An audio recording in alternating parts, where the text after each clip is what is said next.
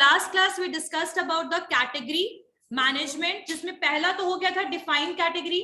The first point is define category. Like here we are going to assort the product according to category कि कौन कौन सा basically product को किस किस कैटेगरी में हमें रखना है, पुट करना है. ठीक है, so that was the first point. In defining category we will identify the choice of the customers, identify करेंगे.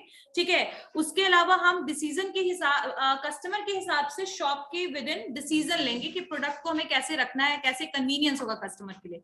क्लियर है? Next point is category role. Next one is category role. तो कैटेगरी रोल की अगर हम बात करें तो यहां पर क्या आइडेंटिफाई करना होता है? Here we are going to give the priority to the different categories. Categories को हम क्या करेंगे? प्रायोरिटी बेसिस पर हम इंपॉर्टेंस देंगे. जिसका ज्यादा डिमांड है, जिस कैटेगरी के प्रोडक्ट का ज्यादा डिमांड है, उस हिसाब से हम उसको कैटेगराइज करेंगे. ठीक है, so in the category role, the role identify the importance of category in the retail store as well as it will determine कि रिटेल में हम कहां पर कौन से प्रोडक्ट को रखें, किसका ज्यादा इंपॉर्टेंस है, उस हिसाब से. और रिटेल मैनेजमेंट, रिटेल जो आपका बोल सकते हैं ना, कैटेगरी मैनेजमेंट का मतलब क्या है कि प्रोडक्ट को हमें क्या करना होता है? कैटेगराइज करना होता है on the basis of uses. ठीक है, on the basis of demand. जिस टाइप का जो प्रोडक्ट, उसको एक कैटेगरी में पुट करते हैं. So here we are going. और ये कैटेगरी रूल का क्या यूज है? लिखवाया था लास्ट क्लास में कुछ, इसमें क्या यूज है इसका? पहला पॉइंट क्या था? तो ये तो इसके टाइप्स हुए कि मतलब जो कैटेगरी रोल है दैट कैन बी चेंज. मतलब एक तरीके से कैटेगरी को हम बदल सकते हैं according to the season, according to the convenience product. जो डे टू डे वाले प्रोडक्ट्स हैं उनके हिसाब से, रूटीन के हिसाब से कि हमें कब कब चेंज करना है, सीजन के हिसाब से we can change the category as well. But what are the benefit of the category role? Benefit क्या होगा कैटेगरी रोल का? पहला, it bring the consumers into the store. ठीक है, पहला. सेकंड, इंक्रीज करेगा फुट ट्रैफिक. फुट ट्रैफिक का मतलब क्या होता है? ज्यादा से ज्यादा कस्टमर जब एंटर होते हैं स्टोर में तो उसको कहते हैं फुट ट्रैफिक. ठीक है, मे बी कह सकते हैं इसको. इन शॉर्ट यहाँ पर सिचुएशन क्या है कि फूड ट्रैफिक में हो सकता है कि कस्टमर्स इंक्रीज हो, बट हर एक कस्टमर परचेज करेगा उसकी श्योरिटी नहीं है. लेकिन स्टिल आपका कैटेगरी मैनेजमेंट का रोल, कैटेगरी रोल में क्या होगा आपका, इसका क्या इंपॉर्टेंस होगा कि आपका इंक्रीज होगा सेल्स, ज्यादा से ज्यादा लोग आपके कस्टमर को विजिट, ये आपके रिटेल को विजिट करेंगे. नेक्स्ट है कि ये एक तरीके से बोल सकते हैं ना कि it is a convenience store में हम कन्वर्ट करने की कोशिश करेंगे. ठीक है, सो कैटेगरी रोल जो है it identifies the importance of the category in the retail and we will put the product according to the priority. ठीक है, and according to the demand. Clear हो गया? And according to the types of product. Clear? पहले वाले में define करेंगे कि कौन कौन सा प्रोडक्ट हमारे पास अवेलेबल है स्टोर में. कैटेगरी रोल में हम उसको कैटेगरी में पुट करेंगे और साथ साथ में ये भी देखेंगे कि कहां पर किसको पुट करें. मैंने बताया था ना कि बिग बाजार में क्या होता है, आगे एपरल है, ऊपर का पूरा फ्लोर में क्या है, ग्रोसरी आइटम्स है. ठीक है, आगे की तरफ पूरा, फिर इस तरफ क्या है, कुछ और भी आइटम्स है. तो ये एक तरीके से बोल सकते हैं मिक्स करके इन्होंने कैटेगरी वाइज रखा हुआ है ना. और एक चीज और भी है, मैं बता दूं, जो उसका जो रास्ता है जाने का ऊपर तक, फ्लोर तक, उस पर भी उन्होंने उसको भी, उस जगह को भी यूटिलाइज किया है. तो मैं तुम लोग को एक पॉइंट बताना चाहूंगी यहाँ पर कि कैटेगरी मैनेजमेंट जो है ना, उसके लिए रिसोर्सेस की अवेलेबिलिटी होना बहुत जरूरी है. कॉन्सेप्ट समझ में आया? ये पॉइंट क्यों बोला मैंने कि अगर आप कैटेगरी मैनेजमेंट करते हैं तो आपके पास रिसोर्स होना जरूरी है. यानी आपके पास एक तो मर्केंडाइज होनी चाहिए, वेराइटीज अवेलेबल होनी चाहिए, क्योंकि आप जब आपके पास वेराइटीज होंगी तो कैटेगरी रोल को इंपॉर्टेंस देना ज्यादा जरूरी होगा, क्योंकि मिक्स ना हो जाए सारे प्रोडक्ट्स. ठीक है, कन्वीनियंस, अगर एक जगह पे सारे प्रोडक्ट्स नहीं मिलेंगे ग्रोसरी के तो एक वहां से लोगे, एक वहां से लोगे, इस तरीके का सिचुएशन हो सकता है. तो जहां पर मल्टीपल प्रोडक्ट्स है वहां तो कैटेगरी मैनेजमेंट बहुत ज्यादा जरूरी है. ठीक है, और रिसोर्सेज की बात मैंने इसलिए कही क्योंकि अगर मान लीजिए आपके पास मर्केंडाइज नहीं है, यानी कि आपके पास प्रोडक्ट ही नहीं है ज्यादा, तो क्या चीज का कैटेगरी बनाओगे? और आपके पास स्पेस नहीं है तो कहां पर कैटेगरी बनाओगे, किस तरीके से कैटेगरी को पुट करोगे? इसीलिए lack of space is one of the hindrance for the category management. आ रही बात समझ में? इसीलिए आप लोगों ने नोटिस किया होगा कि जो ट्रेडिशनल स्टोर है और कैटेगरी मैनेजमेंट सिनेरियो जब हम इंडिया का करेंगे ना, तो यहाँ पर मैं आपको कुछ और भी पॉइंट्स बताऊंगी, एड ऑन करूंगी. ठीक है, चलिए next point is category assessment. I think इसमें मैंने करवाया था, कैटेगरी असेसमेंट मैंने करवाया था। Next one is category assessment. Category assessment में मैंने क्या बताया था आपको? बेसिकली हम यहाँ पर ये चेक करेंगे कि कैटेगरी जो हमने बनाया उससे प्रॉफिट आ रहा है या नहीं हो रहा है, प्रॉफिट हो रहा है या नहीं हो रहा है प्रॉफिट, ठीक है। Here we are going to analyze the performance of each category, और कैटेगरी का परफॉर्मेंस किस पे डिपेंड होगा कि उससे रिटर्न कितना आ रहा है। जो कैटेगरी से हमें ज्यादा रिटर्न आ रहा है, इट मींस कि वो हमारे लिए क्या है, बेनिफिशियल और प्रॉफिटेबल कैटेगरी है, ठीक है। तो यहाँ पर हम असेस करेंगे हर एक कैटेगरी को प्रॉपर्ली कि परफॉर्मेंस किस तरीके का कैटेगरी का है। आई बात समझ में? लिखवाया था मैंने कुछ, ठीक है।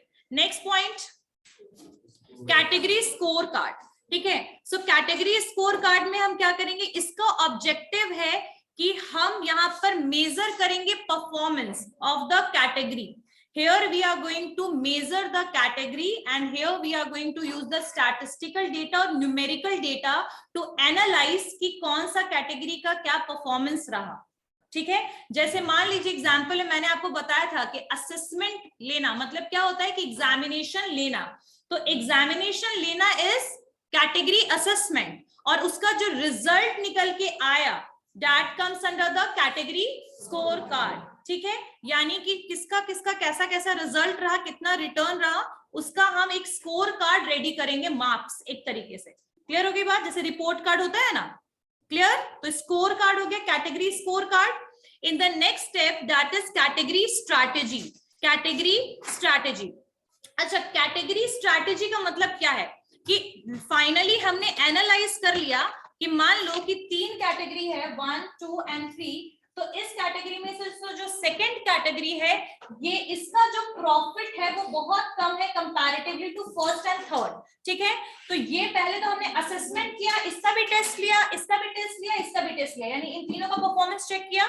फिर हमने एक न्यूमेरिकल डेटा के थ्रू पता लगा कि सबसे ज्यादा सिचुएशन वर्स सेकंड कैटेगरी का है, यानी कि जो भी हो सकता है, ये एपरल हो सकता है, कोई भी चीज हो सकता है, यानी जिसका डिमांड या तो कम हो, या तो जिसका कंपटीशन हाई हो।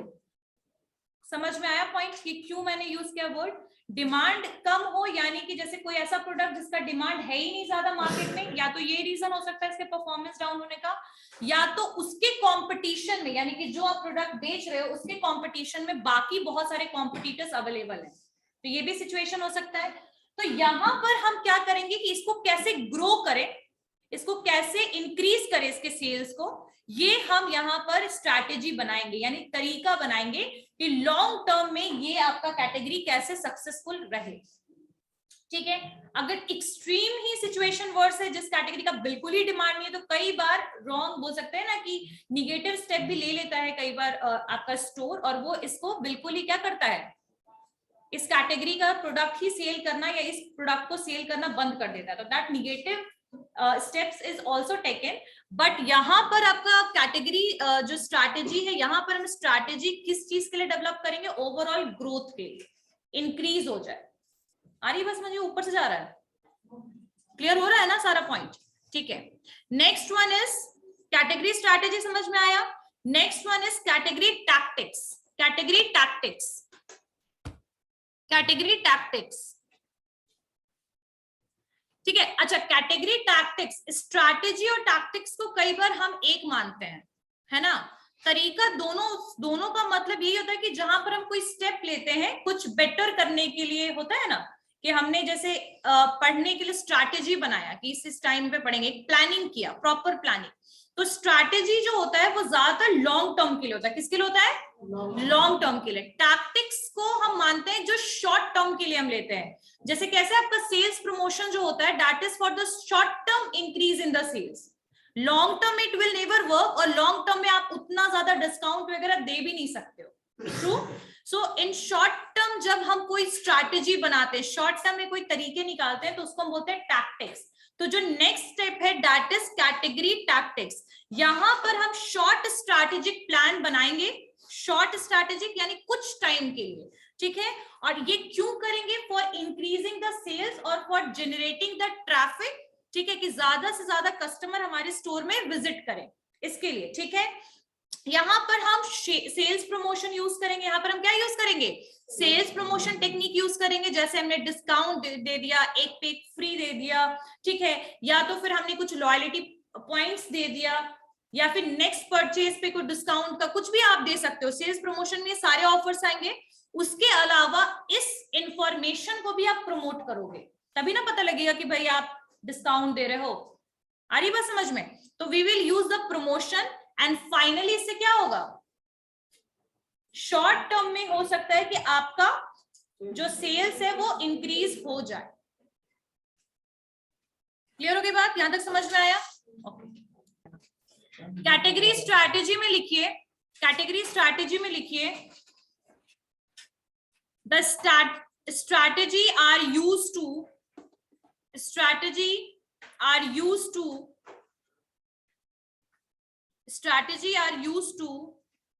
fine tune the category role, to meet the scorecard objective. The strategies are used to fine tune the category role to meet the scorecard objective. Fine tune का मतलब समझ रहे हो कि जो हमने डिफाइन किया, नहीं समझ आया? फाइन ट्यून का मतलब है कि जो हमने स्कोर कार्ड में डिफाइन किया, जो भी चीजें, जो परफॉर्मेंस आया, उसके बेसिस पर हम कोई स्ट्रैटेजी बनाएंगे, ठीक है। तो यहां पर आगे लिखी कैटेगरी स्ट्रैटेजी क्या क्या हो सकता है, लिखो, category strategy are design. Category strategy क्यों डिजाइन हो सकता है? मैंने पहले भी बोला कि लॉन्ग टर्म गोल के लिए भी होता है ज्यादातर आपका स्ट्रैटेजी। सो कैटेगरी स्ट्रैटेजी किस लिए हो सकता है डिजाइन? मार्केट शेयर को इंक्रीज करने के लिए, सेल्स को इंक्रीज करने के लिए, फुट ट्रैफिक को इंक्रीज करने के लिए, इंक्रीज रिटर्न ऑन इन्वेस्टमेंट के लिए, ROI रिटर्न ऑन इन्वेस्टमेंट के लिए, ठीक है, गेन करने के लिए कस्टमर सेटिस्फैक्शन, और ये सारे के सारे लगभग लॉन्ग टर्म गोल्स हैं, कस्टमर सेटिस्फैक्शन को इंक्रीज करने के लिए। Next one is category tactics. अब कैटेगरी टैक्टिक्स क्या है? कैटेगरी टैक्टिक्स क्या है? Short term strategy, short term plan, ठीक है। और इसका क्या क्या ऑब्जेक्टिव हो सकता है? Increase the number of customers, increase the sale of that particular category, use the sales promotion discount वगैरह offers, using the promotion को भी हम यूज करेंगे। क्यों यूज करेंगे? ताकि नॉलेज हो कस्टमर को कि ये सब डिस्काउंट हम अवेलेबल करवा रहे हैं, ठीक है। So main major M tactics का क्या होगा? इंक्रीज करना सेल, मतलब उस पर्टिकुलर कैटेगरी के सिचुएशन को, परफॉर्मेंस को इंप्रूव करना। क्लियर हो गया यहां तक? Next point, next one is category tactics हो गया। Next one is category implementation. Category implementation, category implementation,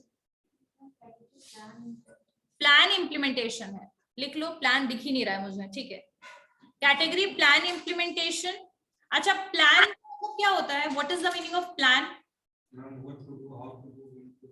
it is related with the future perspective में, फ्यूचर में जो चीज करने वाले हैं उस चीज से रिलेटेड टू द प्लान। तो कैटेगरी प्लान इंप्लीमेंटेशन में बेसिकली हम असाइन करेंगे responsibility to the various employees to motivate the किसको मोटिवेट करने के लिए?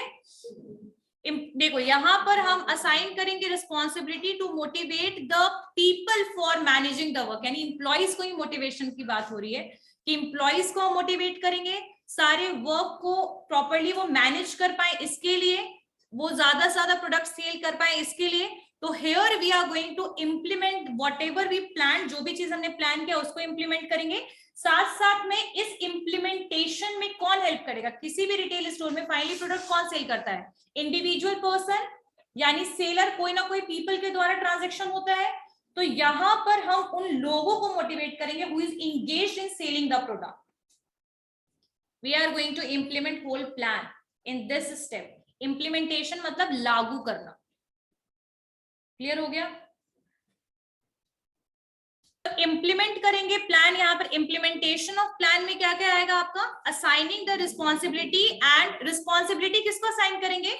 डिफरेंट जो लोग हैं हमारे पास, जितने भी पीपल अवेलेबल है, जितने भी ह्यूमन रिसोर्स एक स्टोर में अवेलेबल है, we are going to assign the work to them, ठीक है, कि आप कैसे काम कीजिए, आप कैसे काम कीजिए, ठीक है।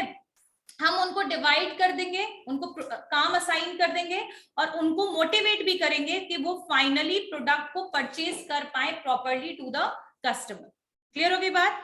और यहाँ जितना भी प्लान हमने बनाया, किस तरीके से प्रोडक्ट रखना है, किस तरीके से सेल करना है, किस तरीके से परफॉर्मेंस एनालाइज करना, हर चीज को प्रॉपरली इंप्लीमेंट करेंगे, ठीक है। इन द फाइनल स्टेज क्या होगा?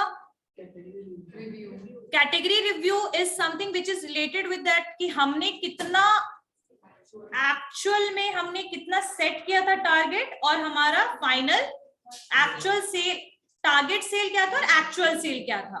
टारगेट सेल हमेशा एक प्री डिटरमाइंड आपका अमाउंट होता है कि इतना यूनिट और इतना अमाउंट हमारे पास आना चाहिए, ठीक है, इतना यूनिट और इतना अमाउंट, यूनिट इतना सेल होना चाहिए, इतना अमाउंट आना चाहिए। लेकिन अगर वो नहीं आया तो इसका मतलब क्या हुआ? प्लान या स्ट्रेटजी इम्प्लीमेंटेशन में कोई प्रॉब्लम है, एग्जैक्टली हमें कुछ ना कुछ स्टेप लेना पड़ेगा इसमें। और एक्चुअल सेल अगर आपका टारगेट सेल से कम है, इसका मतलब आपका परफॉर्मेंस पुअर है ना, आप अपने टारगेट को अचीव नहीं कर पाए, यानी कि जितना प्रॉफिट आपको गेन करना था आप गेन नहीं कर पाए, तो फाइनली आप कैटेगरी को रिव्यू कीजिएगा। तो पहला स्टेप एक बार फिर से बता देती हूँ। पहला है category definition. So category definition, here we are going to define that how many products are available, what kind of products are available, and how we are going to categorize it. Here we are going to give the definition, क्या क्या product है users के साथ, ठीक है। Second one is category role. We will identify that हमें किस तरीके से category बनाना है, importance क्या है category का, priority के हिसाब से category बनाएंगे, ठीक है। अगर लगेगा कि अभी डिमांड किसी पर्टिकुलर प्रोडक्ट का ज्यादा है, तो चाहे वो किसी भी कैटेगरी में आए, उसको हम फ्रंट में रखने की कोशिश करते हैं ताकि कस्टमर सबसे पहले उसको एनालाइज करे। So according to demand, according to the season, ठीक है, और रूटीनाइज्ड वे में आप किस तरीके से कैटेगरी कर सकते हो वो। और साथ साथ में एक और भी चीज मैंने बताया था पॉइंट, कन्वीनियंस प्रोडक्ट के हिसाब से। अगर आप डे टू डे वाले प्रोडक्ट सेल कर रहे हो, यानी कि आप ग्रोसरी आइटम्स वगैरह सेल कर रहे हो, तो आप उसको उस तरीके से कैटेगराइज करोगे, ठीक है। कन्वीनियंस स्टोर का मतलब तो पता ही है, आई थिंक कन्वीनियंस प्रोडक्ट भी वही होता है जिसमें डे टू डे वाले प्रोडक्ट्स को सेल किया जाता है, ठीक है। इन दिस कैटेगरी असेसमेंट, यहाँ पर एनालाइज करना है हमें कैटेगरी को, किस तरीके से कैटेगरी का हमें प्रॉफिट मिल रहा है, सेल्स कितना हो रहा है, साथ साथ में कंट्रीब्यूशन वगैरह, ये सब चीज एसेस करना है। एसेस मतलब एग्जामिन करना है। Next one is score card. In this we are going to measure the performance of the category and finally we will give the result of that, ठीक है। After that, whatever the result will be, according to that, we are going to make the long-term strategy. Clear? After long-term strategy, if we'll find कि हमें tactics भी बनाना है, mobile नीचे, अगर हमें tactics बनाना तो क्या करेंगे हम, यहाँ पर short term tactics बनाएंगे short term goal के लिए, ठीक है। उसके बाद फिर कैटेगरी इंप्लीमेंटेशन, यानी कैटेगरी प्लान इंप्लीमेंटेशन, जो भी प्लान वगैरह बनाया, पीपल को मोटिवेट करते हुए उसको आगे बढ़ाएंगे। एंड फिर से उसको क्या करेंगे, रिव्यू करेंगे कि जो भी हमने स्टेप्स लिया दैट इज वर्किंग और not, what we targeted and what is the actual sales, ठीक है। इसको फाइनली फिर हम एनालाइज करेंगे। क्लियर हो गई बात? फाइनल रिव्यू का मतलब समझते हो क्या होता है? जैसे किसी को कोई काम दे दिया गया, फिर रिव्यू लिया गया कि he or she did the work properly or not. So in final step we are going to review all the steps whatever is done in the category management. Clear? Okay, now there is a one topic that what is the category management scenario. क्या category management scenario कहां पर? India में. So I already explained कि 94% आज भी India में unorganised sector है। Unorganised sector का मतलब ये है कि कोई प्रॉपर कंपनी, कोई प्रॉपर सिस्टम या बड़ा कोई रिटेल स्टोर जो है वो बहुत रेयर और बहुत कम है, ठीक है। नो डाउट अगर रिटेल सेक्टर की हम बात करें, ऑर्गेनाइज रिटेल सेक्टर की, तो वो स्टार्ट कब से हुआ है इंडिया में? अगर हम बोले उसका जो इमर्ज हुआ है वो हुआ है 1991 के बाद से, when the LPG was introduced. After that so many organized sector जो है दूसरे कंट्रीज के, वो भी इंडिया में एंटर किए by FDI, foreign direct investment के थ्रू वो एंटर कर गए। लेकिन स्टिल उसका इम्पैक्ट क्या इंडिया में 100% है? नो, 6% आज भी क्या है आपका organize retail. And earlier I said one thing that for category management, if you want to categorize the product, और अगर आप चाहते हैं कि हर एक merchandise पे we can focus, so that is only possible through the category management. And उसके लिए हमें क्या चाहिए होता है? रिसोर्स. ठीक है, उसके लिए क्या चाहिए होता है? रिसोर्स. कैटेगरी मैनेजमेंट एक तरीके से विजन है, कमिटमेंट है. ठीक है, और ये आपका तभी पॉसिबल है जब आप जो है आपके पास अवेलेबल क्या हो?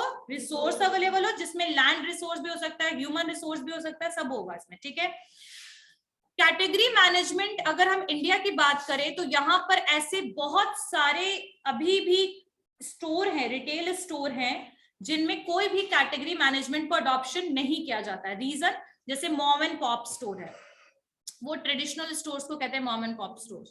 तो ट्रेडिशनल स्टोर्स हैं वो, और उसमें क्या सिचुएशन है, वहां पर आपने कभी देखा है कि वहां एक तो जगह की काफी कमी होती है, स्किल की कमी होती है. किस चीज की कमी होती है? स्किल की कमी होती है. बिकॉज जो पर्सन इंगेज है प्रोडक्ट को सेल करने में, that person is not as such skilled कि वो स्ट्रैटेजी को अडॉप्ट कर पाए. तो वो क्या करते हैं कि प्रॉपरली एक जगह पे प्रोडक्ट ना रख करके वो जगह जगह पे प्रोडक्ट को रखते हैं, और उनका मेन काम होता है कि बहुत ज्यादा रिसोर्स, बहुत सारे प्रोडक्ट्स रखना, लेकिन उस प्रोडक्ट को अरेंज करना उनको प्रॉपरली नहीं आता, कैटेगराइज करने नहीं आता है.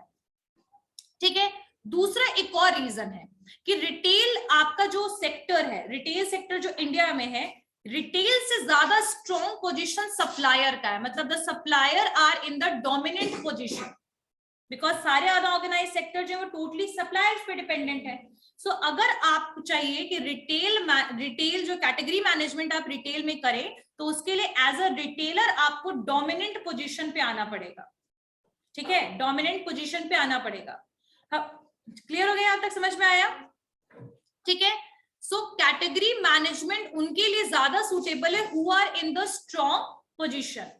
तीसरी चीज कि कैटेगरी मैनेजमेंट में आपका सिर्फ प्रोडक्ट को सेल करना, प्रोडक्ट को प्रॉपरली अरेंज करना सिर्फ यही नहीं होता है, प्रोडक्ट को प्रमोट करना भी होता है कि प्रोडक्ट के बारे में लोगों को पता लगे, है ना.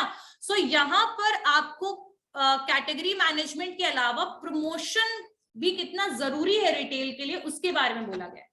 ठीक है, उसके अलावा एक चीज कि जो आप देख रहे हो कि आजकल जो ग्रोथ है बहुत ज्यादा हाई है, किसमें? एपरल सेक्टर में और लाइफस्टाइल सेक्टर में. जैसे वॉच हो गया, क्लोथ्स, ब्रांडेड क्लोथ्स हो गए, ब्रांडेड फुटवेयर्स हो गए, शूज, ये सब का थोड़ा आपने देखा होगा ज्यादा एक्सट्रीम लेवल पे इनका, हाँ, क्या हो रहा है, नए नए ब्रांड्स आ रहे हैं, कंपनीज आ रहे हैं, है ना.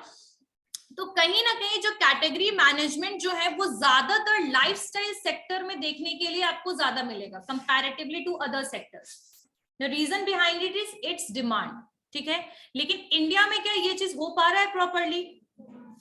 नहीं. तो एक तरीके से the category management is not able to perform properly because of the lack of resources and lack of the proper strategy. ठीक है, and because of the lack of organized retail sector in India. Clear हो गया? समझ में आया? और एक और चीज, कैटेगरी मैनेजमेंट तो बड़े बड़े रिटेलर करते ही हैं, साथ साथ प्रमोशन का भी पूरा हेल्प लेते हैं, लेकिन छोटे मोटे जो रिटेल स्टोर है वो प्रमोशन करते हैं क्या? नहीं करते हैं. So this is also one of the reason that they have not a proper resources in financial term as well. यानी उनके पास पैसे भी ऐसे इतने ज्यादा नहीं है कि वो प्रोडक्ट को प्रॉपरली कैटेगराइज करे, time they.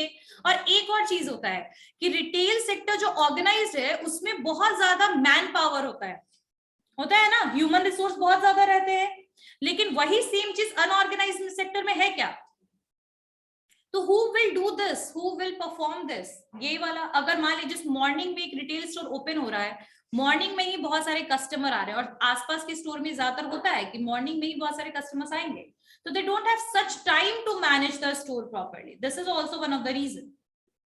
But in the big retail store and organized retail store, there are multiple people and they have the responsibilities or is already assigned that what you have to do, right? So in this way, the category management जो है वो जितना better way में एक retail, organized retail में implement हो सकता है, उतना better एक unorganized retail में नहीं हो सकता है. Clear? शॉर्टकट में समझ में आ गया ये चीज. अब रिटेलर के लिए प्रमोशन का क्या रोल है, इसको नेक्स्ट क्लास में करेंगे. ठीक है, उससे पहले हम लोग लास्ट क्लास में हम लोगों ने क्या था, स्टोर मैनेजर कर लिया था। स्टोर मैनेजर की रिस्पॉन्सिबिलिटीज क्या है वो कर लिया था। What are the qualities of store manager, I guess वो भी कर लिया था, है ना। In today's class, we are going to understand that how we can do the cost control in the store. ठीक है, कॉस्ट को कंट्रोल कैसे कर सकते हैं और श्रिंकेज कंट्रोल कैसे कर सकते हैं, ठीक है, इसके बारे में देखते हैं।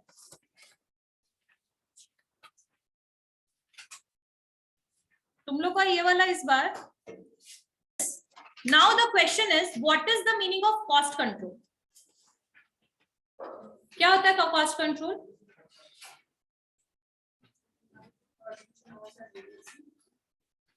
वेस्टेज को कम करना और प्रॉफिट को मैक्सिमाइज करना और रिड्यूस करना जितना वेस्टेज हो। गुड। कॉस्ट कंट्रोल का मतलब होता है कि जो हमारा कॉस्ट इनकर हो रहा है प्रोडक्ट को सेल करने में, उस कॉस्ट को रिड्यूस करना। कॉस्ट का मतलब होता है जो अमाउंट इनकर हो रहा है, मान लो इस प्रोडक्ट को बनाने में जो पैसा लगा, दैट इज कॉस्ट, ठीक है। But because we are studying retail, so we can say कि the amount which is incur for selling the product, ठीक है, जो प्रोडक्ट को हम सेल कर रहे हैं उसमें जो एडिशनल जो आपके सारे कॉस्ट लग रहे हैं वो यहाँ पर कॉस्ट है, ठीक है। तो कॉस्ट कंट्रोल कोई भी रिटेलर कैसे कर सकता है? कॉस्ट कंट्रोल होगा तो उससे सबसे ज्यादा क्या होगा कि आपका प्रॉफिट इंक्रीज होगा। प्रॉफिट क्या होगा? इंक्रीज होगा, है ना। तो कॉस्ट कंट्रोल का मतलब है कि जिससे आपका एनुअल जो वॉल्यूम है, मतलब साल में जितना आप वॉल्यूम सेल कर सकते हो प्रोडक्ट का, आप सेल भी करो, प्रॉफिट भी ज्यादा हो, और आपका जो अपने तरफ से जो कॉस्ट लगा प्रोडक्ट को सेल करने में क्या हो, प्रोडक्ट जो है क्या हो पाए, प्रोडक्ट कंट्रोल नहीं हो सके, कॉस्ट कंट्रोल हो सके, ठीक है। यानी पैसा कम खर्च करना पड़े और प्रोडक्ट हाई प्रॉफिट में भी सेल हो जाए। मान लो कि कोई प्रोडक्ट है जिसको हम 20 रुपीज में सेल कर रहे हैं, ठीक है, लेकिन इस प्रोडक्ट को लाने में आपने मैन्युफैक्चरर या होलसेलर से लिया या सप्लायर से लिया, उसका ट्रांसपोर्टेशन कॉस्ट वगैरह लगा। उसके अलावा अगर आप एक ऑर्गेनाइज्ड रिटेल स्टोर में प्रोडक्ट सेल कर रहे हो तो आपको एम्प्लॉइज को पैसा भी देना होता है, सैलरी भी देना होता है, इलेक्ट्रिसिटी बिल भी पे करना पड़ता है अगर फिजिकल आपका स्टोर है तो ये सारे आपके कॉस्ट में काउंट हो जाते हैं, होते हैं ना। तो इसको कैसे कंट्रोल कर सकते हैं? तो कॉस्ट कंट्रोल का मतलब ये नहीं है कि इंपॉर्टेंट जो आपका कॉस्ट है उसको भी, या इंपॉर्टेंट जो आपका बोल सकते हैं एक्सपेंस है उसको भी आप रिड्यूस कर दो, ये नहीं कहता है कॉस्ट कंट्रोल। कि ऐसा नहीं है कि अगर आपका बहुत बड़ा रिटेल स्टोर है तो वहां अगर 20 एम्प्लॉइज वर्क कर रहे हैं तो 20 में से 10 एम्प्लॉइज को हटा दो। No, this is not a cost control. Yes, we can reduce the number of hours for the workers. जो एम्प्लॉइज काम कर रहे हैं हम उनका प्रोडक्टिविटी को चेक करेंगे। प्रोडक्टिविटी का मतलब है कि वो एक दिन में ऑफिस में कितना काम करते हैं।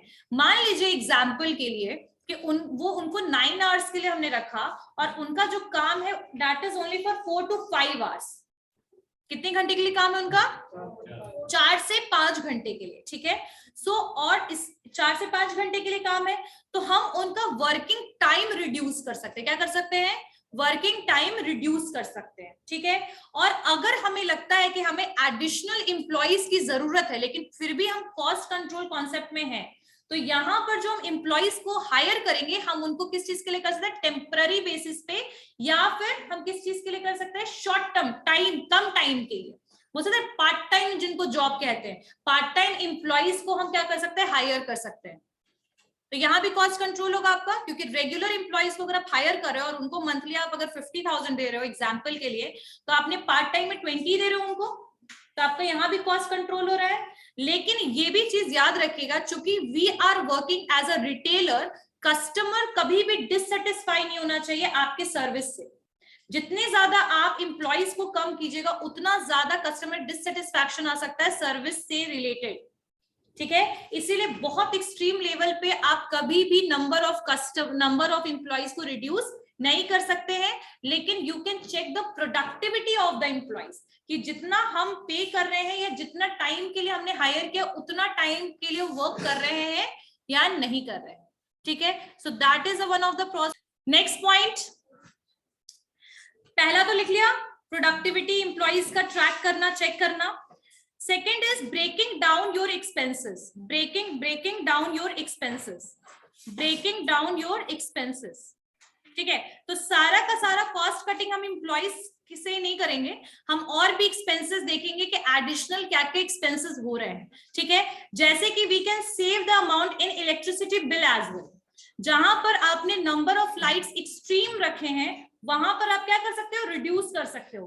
तो आपके क्या क्या एक्सपेंसेस हैं, जैसे आपके transportation cost, warehousing cost, आपका जो प्रोडक्ट को लाने मर्केंडाइज को वो कॉस्ट, ठीक है, ये सारी कॉस्ट के एक्सपेंसेस को क्या कर लो, आप ब्रेक डाउन कर लो। ब्रेक डाउन करने का मतलब क्या है, उसको एक स्लॉट्स बना लो। ठीक है, कि ये खर्च यहाँ हो रहा है, ये खर्च यहाँ हो रहा है, ये खर्च। वर्किंग कैपिटल को भी आप एनालाइज कर लो। वर्किंग कैपिटल समझते हो क्या होता है, जो डे टू डे वाले खर्च है, रेवेन्यू और जो आपके ये सब कैसे जनरेट हो रहे हैं डे टू डे वाले, जितने भी आपके परफॉर्मेंस जो भी काम करते हो आप, उसके क्या कर लो, एक्सपेंसेस की लिस्ट रेडी कर लो। ठीक है, उसके बाद आप देखो कि आपका जो प्रोडक्ट, आप कौन सा ऐसा एक्सपेंस कर रहे हो जिसकी रिक्वायरमेंट नहीं है या कम है, उसको क्या करो, आप कट करो। आई बात समझ में, क्लियर हो गया?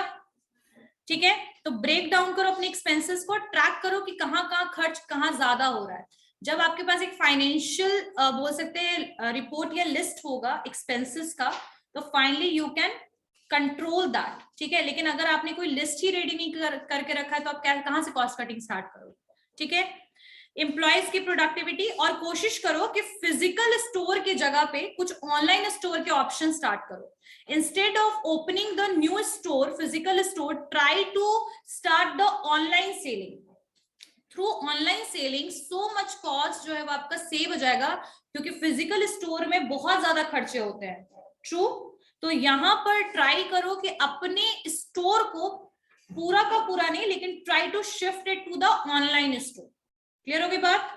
तो that is one of the part for the, that is one of the option in the for the cost controlling. ठीक है, नेक्स्ट वन इज कि अगर आप प्रमोशन बहुत ज्यादा कर रहे हैं, if you are doing the promotion, just try to use integrated marketing, जो प्रमोशन टेक्निक, आईएमसी सुना है?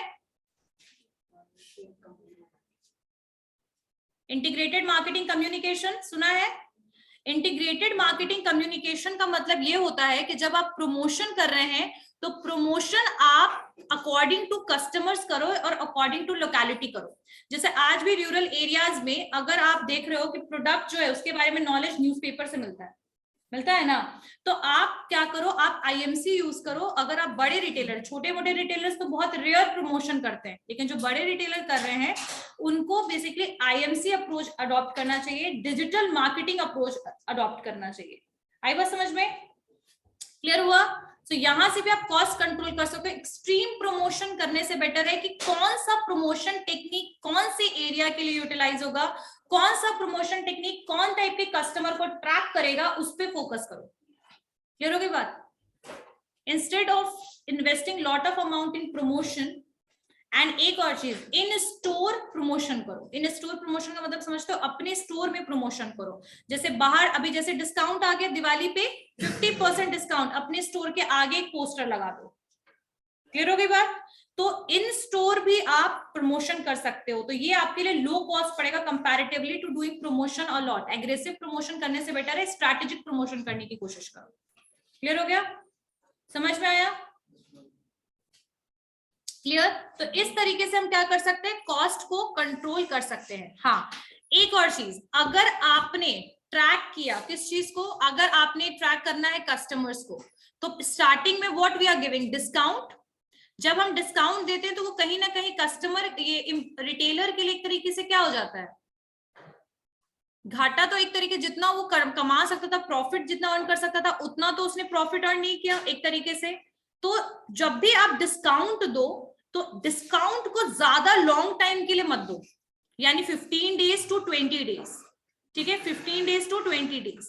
ठीक है, उसके अलावा आप ये भी कर सकते हो कि ट्राई करो, मतलब जो आपको मैंने बताया है कि मतलब कोशिश करो कि प्रमोशन में एक्सेसिव एग्रेसिवली खर्च मत करो। ठीक है, इन स्टोर वगैरह प्रमोशन करो। क्लियर होगी बात? कॉस्ट कैसे कंट्रोल होगा, इंप्लॉइज की प्रोडक्टिविटी ट्रैक करो, जितना जिस इंप्लॉइज की वर्किंग आवर की जरूरत है उस हिसाब से उनको रखो। ठीक है, लेकिन जो एग्जिस्टिंग इंप्लॉइज है उनको फायर मत करो। If they are performing well, no. But you can reduce the time for working hours, as well as you can appoint the part-time employees instead of regular employees. ठीक है? Next, कि आपका जो भी कॉस्ट है उसका एक लिस्ट और रिपोर्ट रेडी करो. जो भी एक्सपेंस की रिक्वायरमेंट नहीं है, जो एडिशनल एक्सपेंसेस हैं, उसको क्या करो, रिड्यूस करो, कम करो. ठीक है. थर्ड में एग्रेसिव प्रमोशन करने की जगह पे आईएमसी और स्ट्रैटेजिक प्रमोशन करो. क्लियर हो गई बात? डिजिटल मार्केटिंग और डिजिटल प्रमोशन को यूज करो. ठीक है. इंटरनेट के थ्रू प्रमोशन वगैरह, इन स्टोर एडवर्टीजमेंट करो. साथ साथ में अपने स्टोर को 100% नहीं, लेकिन try to shift it to the online store, ताकि जो फिजिकल स्टोर में जो कॉस्ट आ रहा है, रेंट लग रहा है, ये सब जो लग रहा है, वो सारी चीजें क्या हो, रिड्यूस हो या कम हो या खत्म हो जाए. क्लियर? समझ में आया? कॉस्ट कंट्रोल होगा तो क्या होगा, बेनिफिट प्रॉफिट इंक्रीज होगा, सक्सेस रेट इंक्रीज होगा, ग्रोथ होगा, है ना? ये हो गया कॉस्ट कंट्रोल. समझ में आ गया? चलिए नेक्स्ट वन इज, हाँ एक और चीज मैंने बताया था ना कि कभी भी आप कस्टमर के लिए आप ऐसा नहीं हो सकता कि सर्विस आप कम कर दो. अंडर स्टाफिंग की वजह से, अंडर स्टाफिंग का मतलब क्या समझते हो? जितने लोगों की जरूरत है उससे कम जब स्टाफ अवेलेबल है तो उसको कहते हैं अंडर स्टाफिंग. ठीक है. सो अंडर स्टाफिंग से क्या होगा कि जो आपके कस्टमर्स हैं उनको प्रॉपर्ली सर्विस नहीं मिलेगी. तो ये चीज का ध्यान रखना है. क्लियर हो गई बात?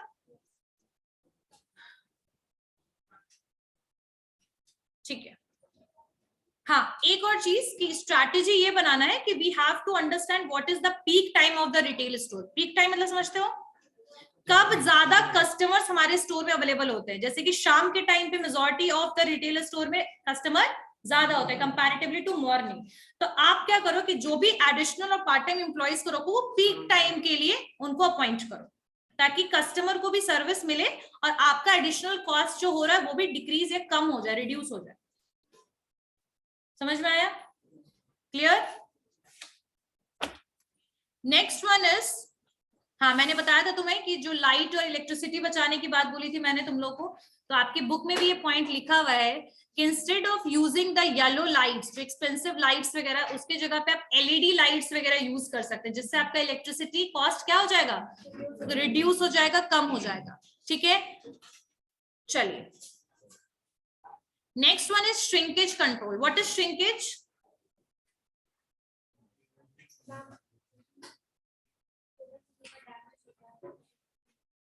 श्रिंक मतलब होना कि कम होना. क्या होना? कम होना. यानी जितना स्टोर में अवेलेबल होना चाहिए था उस हिसाब से प्रोडक्ट या तो अवेलेबल नहीं है, या तो अवेलेबिलिटी के बाद भी अगर कुछ ऐसा सिचुएशन आया जिसकी वजह से वो क्या हो गया, श्रिंक हो गया, कम हो गया. जैसे प्रोडक्ट डैमेज, मैंने पहले ही बताया था कि ग्रोसरी स्टोर में हाँ रैट ईटिंग बहुत ज्यादा, प्रोडक्ट वगैरह को क्या हो जाता है, शॉपलिफ्टिंग. तो these are the reason for the shrinkage. तो यहाँ श्रिंकेज को कैसे कंट्रोल कर सकते हैं उसके लिए ऑप्शंस है. सोनम एंड अनु समझ में आ रहा है? Reduction of the quantity of the merchandise. Merchandise मतलब जो ऑफर करना था सेल करने के लिए, अगर उसमें रिडक्शन होता है तो. ठीक है. श्रिंकेज का मतलब ध्यान रखिएगा, श्रिंकेज का और अंडर स्टॉक होने में डिफरेंस होता है. श्रिंकेज का मतलब होता है कि जो चीज स्टोर में अवेलेबल हो और वो प्रोडक्ट क्या हो जाए, श्रिंक हो जाए, कम हो जाए. और आउट बोल सकते हैं ना कि आउट ऑफ स्टॉक या अंडर स्टॉक का पोजीशन तब होता है जब आपका मर्केंडाइज का डिमांड बहुत ज्यादा था और आपने कम प्रोडक्ट को परचेज किया हो या सप्लायर ने कम प्रोडक्ट को प्रोवाइड किया हो. सो that is the concept of under stock. ठीक है. तो यहां पर जो इन्वेंट्री कंट्रोल है, या दैट इज अ वेरी वो सकते हैं important aspect of the retail. ठीक है. अब श्रिंकेज कंट्रोल की बात करते हैं. मेन कॉज क्या है श्रिंकेज होने के? What are the main causes of shrinkage in the retail store?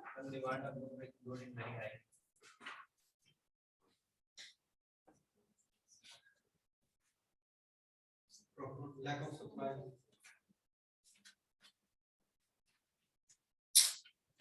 Just wait for